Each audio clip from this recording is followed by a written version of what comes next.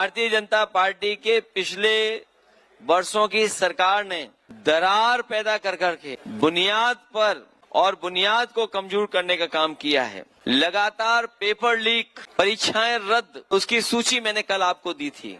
और सबसे प्राथमिकता पे प्राइमरी एजुकेशन पे मर्जर के नाम पर या बजट न होने के कारण बड़े पैमाने पर प्राइमरी स्कूल बंद किए जा रहे हैं। और ये चाहते हैं कि बच्चे पढ़े लिखे न बने, समाज में पढ़े लिख करके जागरूक न हो, लोग रूढ़िवादी बने रहें, सामंतवादियों के नीचे रहे, वर्चस्ववादियों के सामने सम्मानजनक जीवन न जी सकें।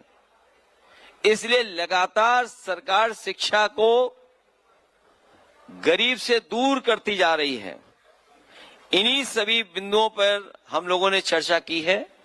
सरकार बनने पर शिक्षा को कैसे बेहतर किया जाए, रोजगार परक बनाया जाए, टेक्नोलॉजी को कैसे जोड़ा जाए, इन्वेस्टमेंट लाने के लिए और इन्वेस्टमेंट कैसे आए, उस दिशा में बड़े पैमाने पर हम लोग काम करेंगे। ये जानबूझ करके हमारी संस्थाओं को कमजोर कर रहे हैं और मनमाने लोगों को बैठा रहे हैं।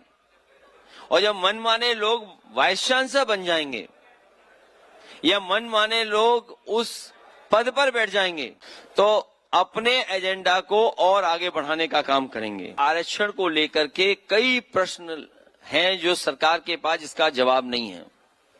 और जब से सरकार बनी है इनका लक्ष्य है कि आरक्षण किसी को न देना पड़े। इसीलिए सरकारी नौकरियों के भी पेपर लीक कराते हैं। ये जानबूझ करके लीक कराते हैं, न केवल इसलिए क्योंकि इन्हें कमीशन चाहिए उसमें, आउटसोर्स में। यहां पर इन्हें बजट से वेतन देना पड़ेगा, उसमें कमीशन नहीं मिलेगा। दूसरा, आरक्षण देना पड़ेगा, इसलिए भी सरकारी नौकरियों पे लगातार पेपर लीक हो रहे हैं और पाबंदी लगा रहे हैं। यह इस तरह की हमें सुनने को मिलता है। भविष्य में सरकार बनने पर परीक्षाओं में ट्रांसपेरेंसी और आरक्षण का हक और सम्मान किसी का नहीं छीनने देंगे। और जो व्यवस्था समय समय पर कोर्ट ने कही है उसको हम लोग लागू करने का काम करेंगे। और आपने सबने देखा है कि 69,000 जो शिक्षक थे उनके साथ किस तरीके से आरक्षण की खिलवाड़ हुई है। हाई कोर्ट, सुप्रीम कोर्ट के बाद भी सरकार स्वीकार नहीं कर रही है। इसलिए सरकार को हटा करके ही हम लोग संविधान और लोकतंत्र को बचा सकते हैं।